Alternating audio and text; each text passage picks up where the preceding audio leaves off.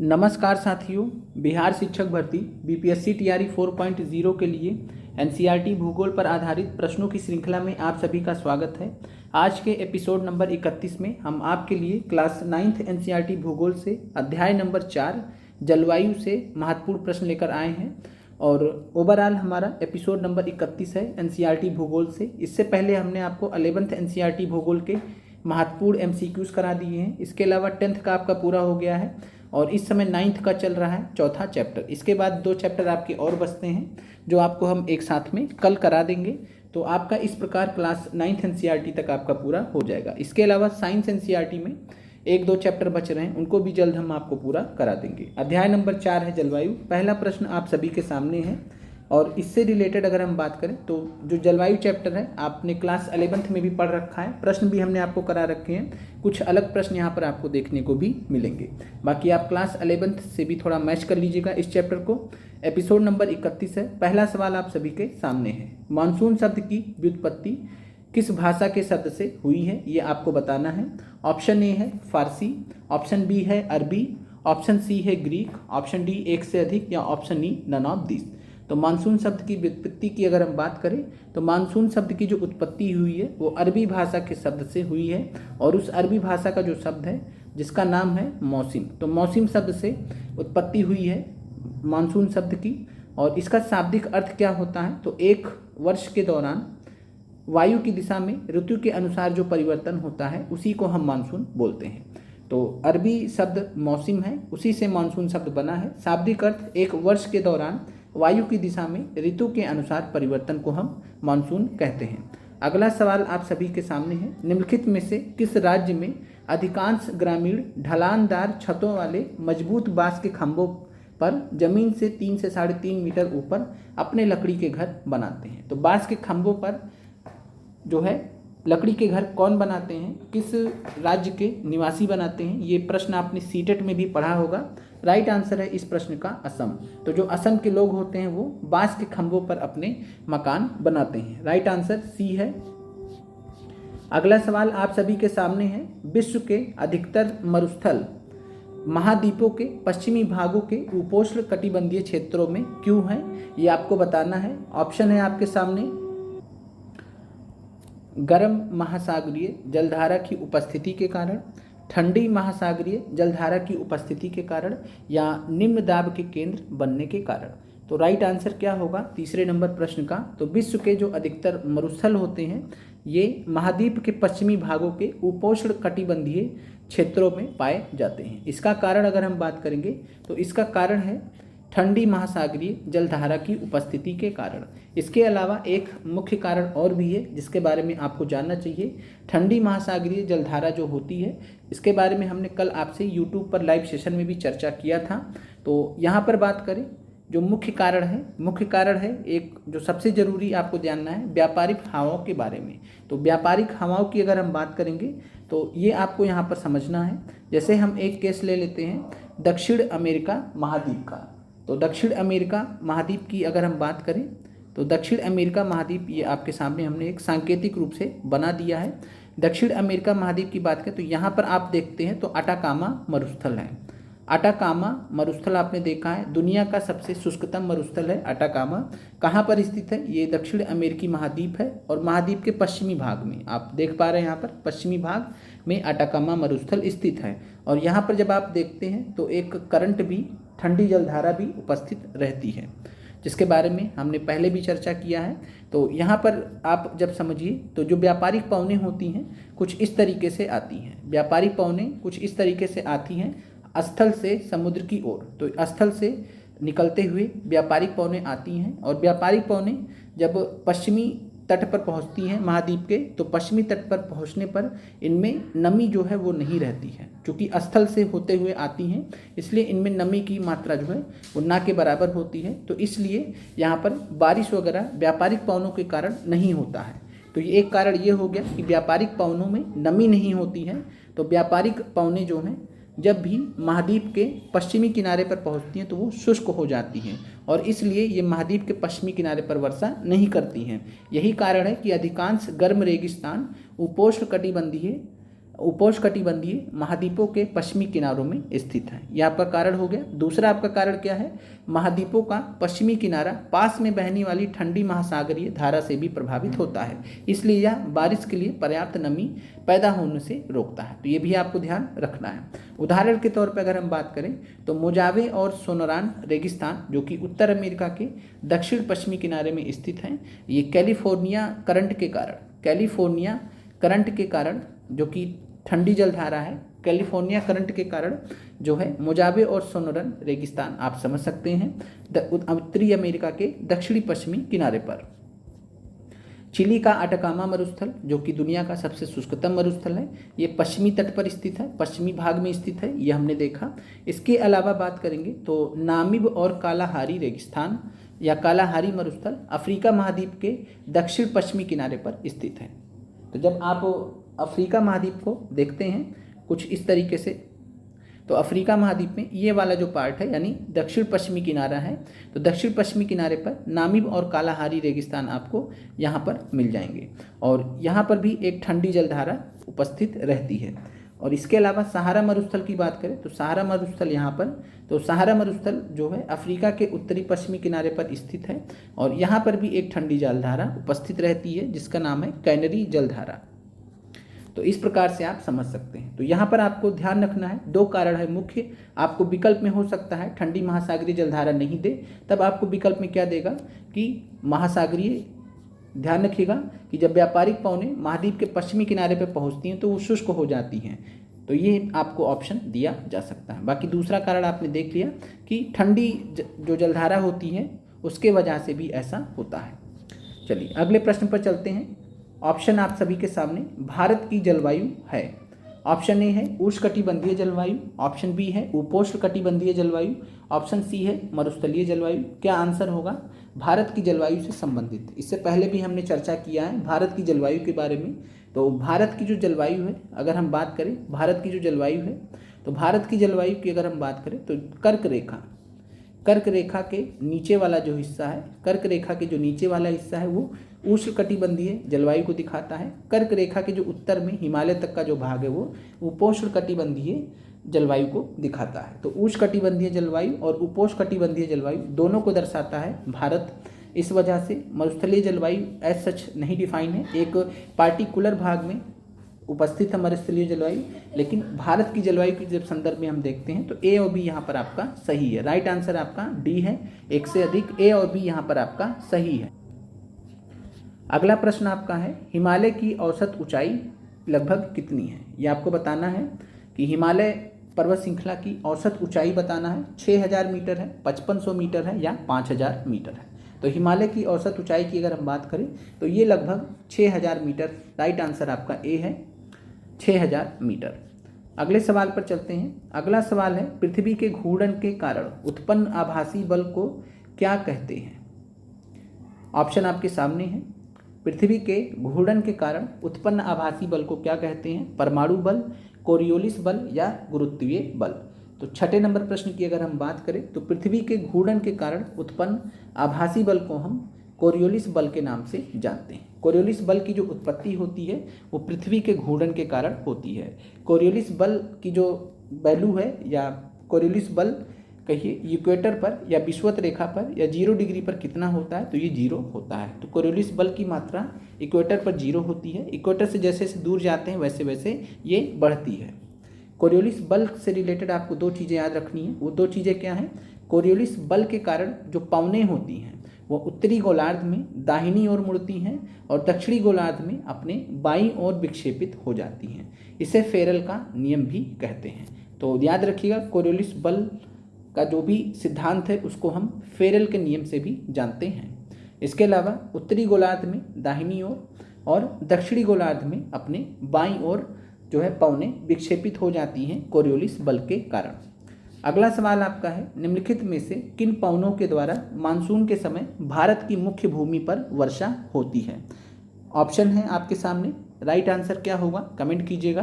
तो बात करें मानसून की, तो मानसून जो है भारत में जो आता है जिससे भारत की मुख्य भूमि पर वर्षा होती है जून से लेकर 15 सितंबर तक के समय तक कार्यकाल में अगर हम बात करेंगे तो जून से लेकर 15 सितंबर तक के समय में जो भारत की मुख्य भूमि पर वर्षा होती है वो दक्षिण पश्चिम मानसून पवनों के वजह से होती है। तो दक्षिण पश्चिम जो पवनें होती हैं जिन्हें मानसून पवनें भी बोला जाता है, तो दक्षिण पश्चिम मानसून पवनों के वजह से भारत की मुख्य भूमि पर वर्षा होती है। उत्तर पूर्व मानसून की बात करें तो ये लौटता हुआ मानसून है, ये लौटता हुआ मानसून है। मानसून के जाने के बाद की जो कहानी है वो लौटते हुए मानसून से रिलेटेड है। चूँकि यहाँ मानसून के समय पूछा गया है तो इसलिए राइट आंसर आपका दक्षिण पश्चिम मानसून पवन हो जाएगा।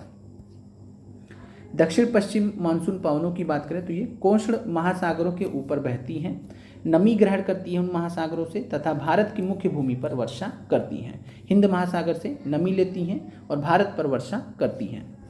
अगले प्रश्न पर चलते हैं। पश्चिमी चक्रवाती विक्षोभ कहाँ पर उत्पन्न होता है?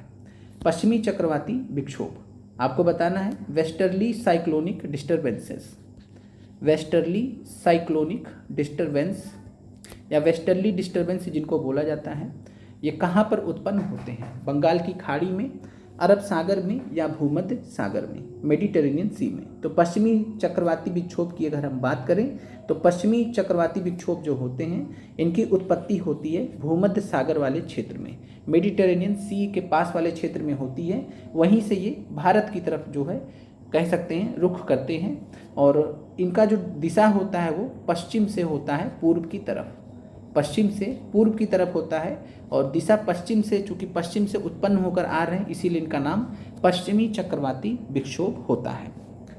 पश्चिमी चक्रवाती विक्षोभ की वजह से बात करें तो भारत में सर्दियों में बारिश होती है।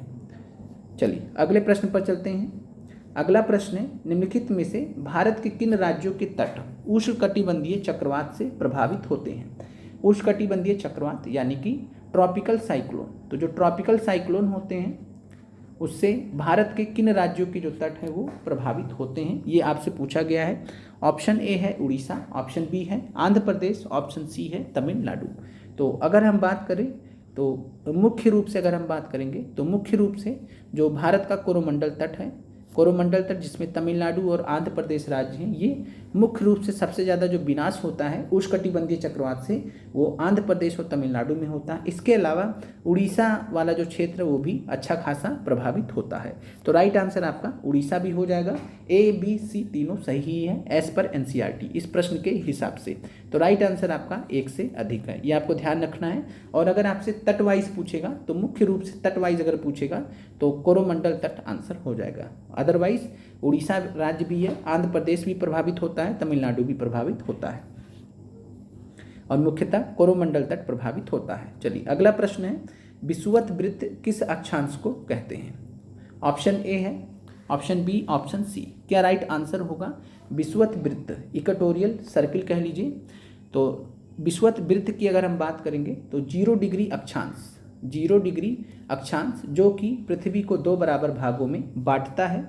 ऐसी काल्पनिक रेखा जो पृथ्वी को 2 बराबर भागों में बांटती है उसको हम विषुवत रेखा बोलते हैं और 0 डिग्री अक्षांश को ही हम विषुवत वृत्त भी कहते हैं। क्योंकि ये एक बृहद वृत्त के रूप में है, ग्रेट सर्किल के रूप में है, तो विषुवत वृत्त भी रूप में भी हम जानते हैं। तो 0 डिग्री अक्षांश को ही बोलते हैं हम विषुवत वृत्त। राइट आंसर आपका 10वें नंबर प्रश्न में है बी, विषुवत वृत्त। अगले प्रश्न पर चलते हैं।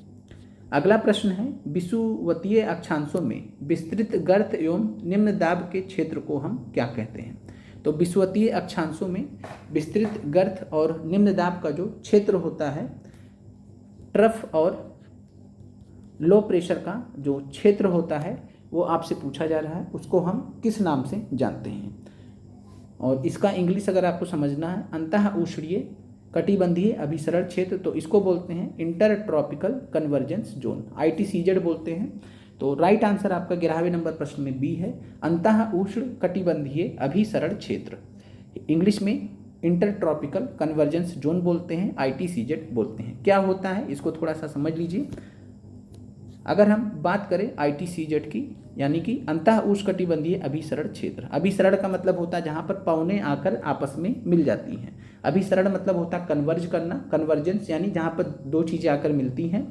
तो उत्तर पूर्वी और दक्षिण पूर्वी व्यापारिक पौने, दो प्रकार की पौने होती हैं। एक होती है उत्तर पूर्वी पौने जो कि उत्तरी गोलार्ध से विषुवत रेखा की तरफ आती हैं, और दूसरी होती दक्षिण पूर्वी पौने जो कि आती हैं दक्षिणी गोलार्ध से विषुवत रेखा की तरफ, और ये आपस में जिस स्थान पर मिलती हैं उसको हम ITCZ बोलते हैं। यह अभिसरण क्षेत्र जो होता है वो विषुवत वृत्त के लगभग समानांतर होता है, लेकिन सूर्य की आभासी गति के साथ यह उत्तर या दक्षिण की ओर खिसकता है। जैसे उत्तरायण होगा तो ये उत्तर की तरफ शिफ्ट होगा, दक्षिणायन होगा तो ITCZ दक्षिण की तरफ शिफ्ट होगा। ये आपको समझना है, ये एग्जैक्टली इक्वेटर पर नहीं होता है, तो इसीलिए यहाँ पर आपका राइट आंसर क्या है, विषुवतीय अक्षांशों में विस्तृत गर्त और निम्न दाब का जो क्षेत्र होता है उसे हम विषुवतीय वृत्त नहीं कहेंगे। 0 डिग्री अक्षांश को विषुवतीय वृत्त कहेंगे, लेकिन जो विस्तृत गर्त और निम्न दाब का जो क्षेत्र रहता है वो मतलब कोई एक लैटिट्यूड नहीं होता है, कई सारे लैटिट्यूड्स का क्षेत्र होता है, उसको हम अंतः उष्ण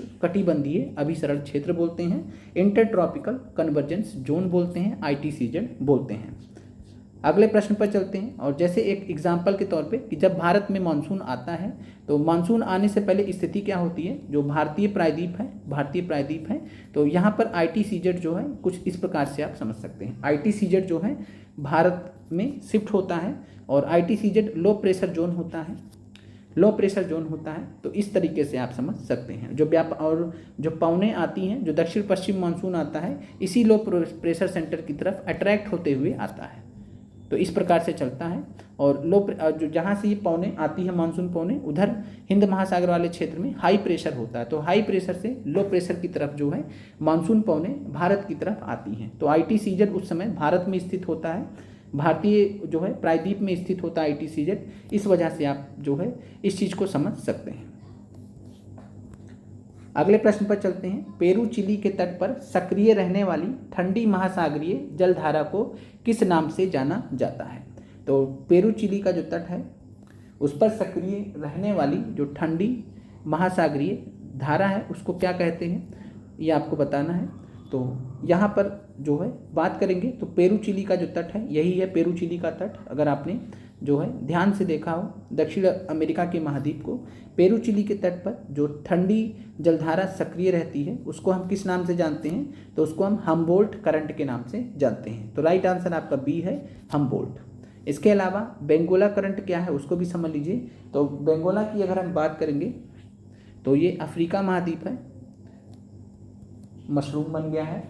और अफ्रीका महाद्वीप की अगर हम बात करें तो अफ्रीका महाद्वीप का जो ये वाला पार्ट है यहाँ पर जो कि नामिब और कालाहारी डिजर्ट है, यहाँ पर नामिब और कालाहारी मरुस्थल यहाँ पर स्थित हैं, यहाँ पर जो उपस्थिति रहती है वो बेंगोला करंट की रहती है। तो अफ्रीका महाद्वीप के दक्षिण पश्चिमी हिस्से में बेंगोला करंट की उपस्थिति रहती है। अगुलास की बात करें तो यहाँ पर मोजाम्बिक शहर है, मोजाम्बिक नाम का एक देश है, और यहाँ पर बात करेंगे तो मेडागास्कर है। मैप में आप देख सकते हैं तो मेडागास्कर और मोजाम्बिक के बीच में जो जलधारा बहती है, गर्म जलधारा, उसको हम अगुलास के नाम से जानते हैं। तो बेंगोला ठंडी जलधारा है, हम्बोल्ट ठंडी जलधारा है, अगुलास गर्म जलधारा है, ये आपको ध्यान रखना है। 12वें नंबर प्रश्न का राइट आंसर हम्बोल्ट है। उम्मीद करते हैं प्रश्न आपको क्लियर हो गया होगा, कल भी हमने आपसे चर्चा किया था।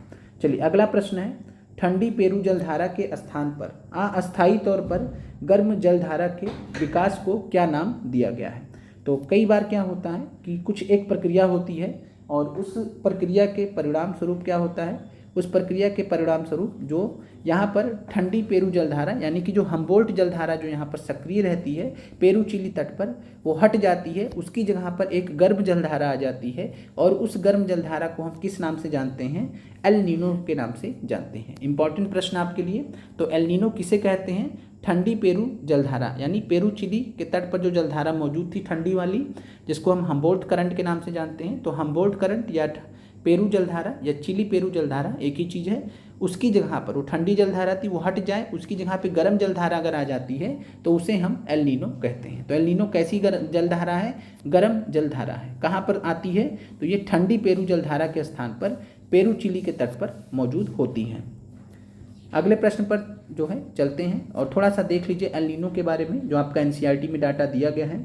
तो एल नीनो की उपस्थिति समुद्र की सतह के तापमान को बढ़ा देती है, उस क्षेत्र में व्यापारिक पवनों को शिथिल कर देती है। तो व्यापारिक पवनों को पूरी तरीके से शिथिल कर देती है। एल नीनो एक गर्म समुद्री जलधारा है जो पेरू की ठंडी धारा के स्थान पर प्रत्येक 2 या 5 वर्ष के अंतराल में पेरू तट से होकर बहती है। तो ये भी आपसे पूछा जा सकता है एल नीनो कब कब सक्रिय होती है, तो 2 या 5 साल के अंतराल पर। तो 2 या 5 साल के अंतराल पर एल नीनो सक्रिय होती है। किसके स्थान पर? पेरू की ठंडी जलधारा के स्थान पर, जिसे हम अम्बोल्ट जलधारा के नाम से जानते हैं। अगला प्रश्न आपका है, भारत में मानसून का समय कितने दिनों का होता है? 80 से 100 दिन, 100 से 120 दिन, 120 से 150 दिन। तो भारत में अगर हम बात करें मानसून का जो कुल समय होता है वो 100 से 120 दिनों के बीच का होता है। जो आपका एनसीईआरटी में दिया गया है जानकारी उसके अकॉर्डिंग 100 से 120 दिनों का होता है। राइट आंसर आपका बी है। जून के आरंभ से लेकर मध्य सितंबर तक आप देख सकते हैं। अगले प्रश्न पर चलते हैं। अगला प्रश्न है, मानसून प्रस्फोट, मानसून बस्ट किसे कहते हैं? ऑप्शन है मानसून पूर्व बौछार को, यानी मानसून के आने से पहले जो बारिश वगैरह होती है उसे कहते हैं। मानसून के आगमन के समय सामान्य वर्षा में अचानक वृद्धि जो हो जाता है उसे कहते हैं।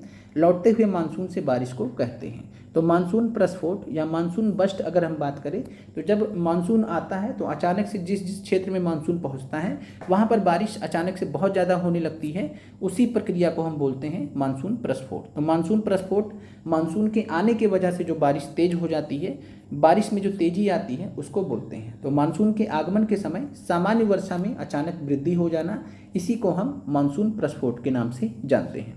अगला सवाल है, मानसून की किस शाखा से भारत में वर्षा होती है? ऑप्शन ए है अरब सागर शाखा, पश्चिमी विक्षोभ, बंगाल की खाड़ी शाखा। तो पहला चीज़ तो ये है कि पश्चिमी विक्षोभ आपका आंसर नहीं होगा, क्योंकि ये मानसून की कोई शाखा तो नहीं है। मानसून की शाखा यानी कि मानसून के समय में जो सक्रिय रहती है, तो अरब सागर शाखा से भारत को बारिश मिलती है, बंगाल की खाड़ी शाखा से भी भारत को बारिश मिलती है। तो राइट आंसर आपका ए और सी है, डी आपका राइट आंसर है। 16 नंबर प्रश्न में राइट आंसर आपका डी है। अगले सवाल पर चलते हैं, निम्नलिखित में से कहाँ पर मानसून की सबसे पहली वर्षा होती है? ध्यान से देखिएगा प्रश्न को, निम्नलिखित में से कहाँ पर मानसून की सबसे पहली वर्षा होती है? अंडमान निकोबार द्वीप, पश्चिमी घाट या कोरोमंडल तट। तो मानसून की बात करें तो जो भारत की जो मुख्य भूमि है, भारत की जो मुख्य भूमि है जो केरल तट है, केरल तट पे सबसे पहले पहुंचता है। लेकिन उससे पहले अगर हम बात करें तो केरल तट से भी पहले जो मानसून होता है वो अंडमान निकोबार द्वीप वाला जो हिस्सा है वहाँ पर जो है पहले पहुंचता है। तो अंडमान निकोबार द्वीप वाले हिस्से पर यानी, और एनसीईआरटी में दिया भी गया है कि जो भारत के द्वीप हैं, भारत के जो द्वीप हैं वहाँ पर मानसून पहले पहुँचता है। क्योंकि जो भारत के द्वीप हैं वो भारत की मुख्य भूमि से दक्षिण में स्थित हैं, तो मानसून जब आता है तो मानसून पहले द्वीपों पर बारिश करते हुए फिर भारत की मुख्य भूमि में इंटर करता है। तो राइट आंसर क्या है? मानसून की सबसे पहली वर्षा कहाँ पर होगी? अंडमान निकोबार द्वीप में। उसके बाद जो है केरल तट की बारी आएगी, ऐसे आपको समझना है। चलिए अगला सवाल है, ग्रीष्म ऋतु के अंत में कर्नाटक एवं केरल में प्रायः पूर्व मानसून वर्षा होती है, जिसे कहते हैं। अब इस प्रश्न की अगर हम बात करें तो किसी कैंडिडेट ने हमें भेजा था, एससीईआरटी में जानकारी इस प्रश्न से रिलेटेड जो है गलत दी गई है, या शायद एससीईआरटी ध्यान नहीं है, मैं एग्जैक्टली शायद कोचिंग में या कहीं से भी कुछ था, एग्जैक्टली ध्यान नहीं है। तो इस चीज़ को आप लोग कंफर्म कर लीजिएगा, एनसीईआरटी के हिसाब से आपको चलना है। ग्रीष्म ऋतु के अंत में कर्नाटक और केरल में जो मानसून पूर्व जो बारिश होती है, यानी मानसून से पहले की जो बारिश होती है जिससे आम पक जाते हैं, आम के फल पक जाते हैं, इसीलिए इसको हम आम्र वर्षा के नाम से जानते हैं। तो राइट आंसर आपका 18 नंबर प्रश्न में सी है, और ये जानकारी आपको एनसीईआरटी में दी गई है और इसी को आपको सच मानना है। बाकी इसके अलावा अगर अन्य कहीं कुछ भी आपका दिया है तो वो गलत है। तो आम्र वर्षा आपको क्लियर होना चाहिए कर्नाटक और केरल वाले क्षेत्रों में, इसके वजह से आम पकने लगते हैं, मानसून से पहले की वर्षा होती है। चलिए अगले प्रश्न पर चलते हैं। ग्रीष्म ऋतु के दौरान पश्चिम बंगाल क्षेत्र में गरज के साथ में होने वाली भारी वर्षा की घटना को हम क्या कहते हैं? तो ग्रीष्म ऋतु के दौरान यानी मानसून से पहले पश्चिम बंगाल में गरज के साथ में जो होने वाली भारी बारिश की जो घटना होती है उसे हम काल बैसाखी के नाम से जानते हैं। आम्र वर्षा भी आपने देख लिया। लू क्या होता है? तो लू की बात करें तो ग्रीष्म ऋतु में उत्तरी मैदानों में जो बहने वाली क्षैतिज पवन होती है जिसको हम लू कहते हैं। तो लू को सभी लोग को मालूम है कि जब लू चलती है तो बहुत सारी एडवाइजरी भी जारी की जाती है, बहुत सारे लोग इससे जो है मर भी जाते हैं। तो जो है ग्रीष्म ऋतु के समय में लू चलती है। उत्तरी मैदानों में क्षैतिज रूप से चलती है, जिसकी वजह से ये बहुत घातक होती है। अगले प्रश्न पर चलते हैं। अगला प्रश्न आपका है, हैदराबाद में दक्षिण पश्चिम मानसून की वापसी की सामान्य तिथि क्या है? बीपीएससी टीआरई में पूछा गया ये सवाल है। तो बीपीएससी टीआरई में पूछा गया सवाल है आपका, और ये शायद जीएस में पूछा गया था। हैदराबाद में दक्षिण पश्चिम मानसून की वापसी की सामान्य तिथि 1 अक्टूबर, 15 अक्टूबर या 1 नवंबर क्या होगा? तो हैदराबाद में दक्षिण पश्चिम मानसून की जो वापसी होती है, यानी जो लौटता हुआ मानसून होता है, वो कब वापस आता है? तो ये आता है 15 अक्टूबर। एनसीईआरटी में पूरा मैप में दिया गया है, तो आप मैप वाइज देख सकते हैं, पूरा वहाँ पर मैप में जानकारी दी गई है। 15 अक्टूबर राइट आंसर है हैदराबाद के लिए, और यह प्रश्न टीआरई में पूछा गया है। भारत के निम्नलिखित में से किस राज्य में मानसून की अरब सागर शाखा द्वारा प्रारंभिक वर्षा होती है? तो अरब सागर जो शाखा है, आपने देखा यहाँ पर एक अरब सागर शाखा है, और दूसरी शाखा कौन सी है? ये बंगाल की खाड़ी शाखा। तो अरब सागर शाखा, बंगाल की खाड़ी शाखा। तो अरब सागर शाखा से सबसे पहले केरल के तट पे टकराती है। किस तट पे? केरल के तट पे टकराती है। और केरल के तट पर कब टकराती है? 1 जून को। इस समय जो है मानसून पहले आ गया है केरल पर, और कुछ वजहों से, लेकिन आपको वैसे इन जनरल याद रखना है। तो 1 जून को केरल में मानसून दस्तक देता है। ये भी आपसे पूछा जा सकता है कि केरल में या भारत में मानसून कब दस्तक देता है? तो 1 जून को केरल तट पर मानसून दस्तक देता है, ये आपको ध्यान रखना है। और उससे भी पहले जो है द्वीप में, अंडमान निकोबार में भी दस्तक दे देता है, लेकिन आपको इन जनरल जब आपसे पूछा जाएगा तो 1 जून आंसर माना रहेगा। तो केरल यहाँ पर राइट आंसर हो जाएगा। अगला प्रश्न है, निम्नलिखित में से विश्व में सबसे अधिक वर्षा वाला क्षेत्र कौन सा है जो स्टेलेग्माइट और स्टेलेक्टाइट गुफाओं के लिए प्रसिद्ध है? इसको थोड़ा गूगल कर लीजिएगा तो आपको थोड़ा सा जानकारी हो जाएगी।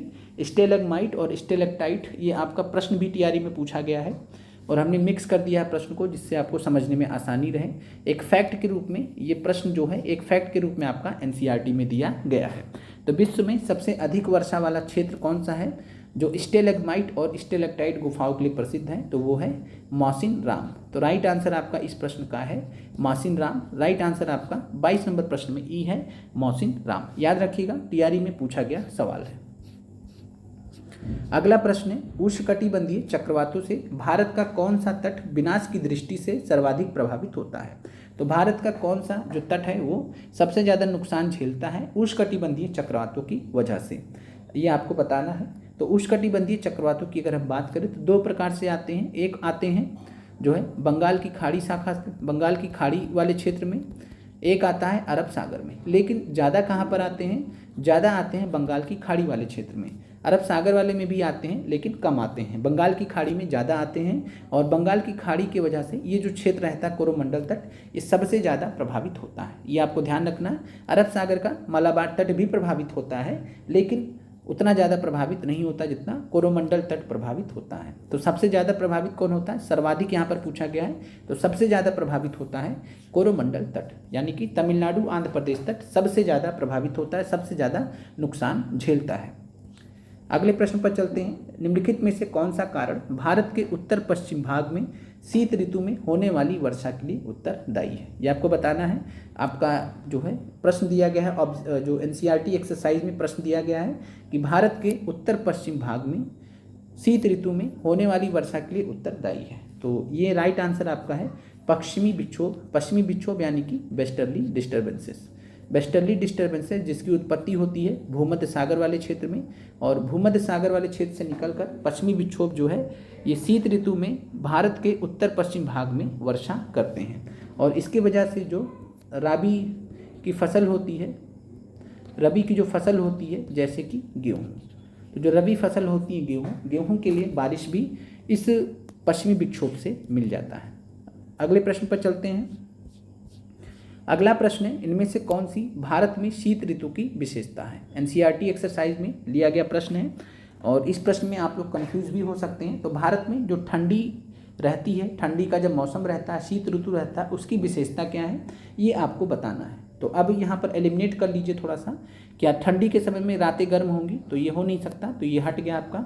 अब आपके पास है गर्म दिन और ठंडी रातें, ठंडा दिन और ठंडी रातें।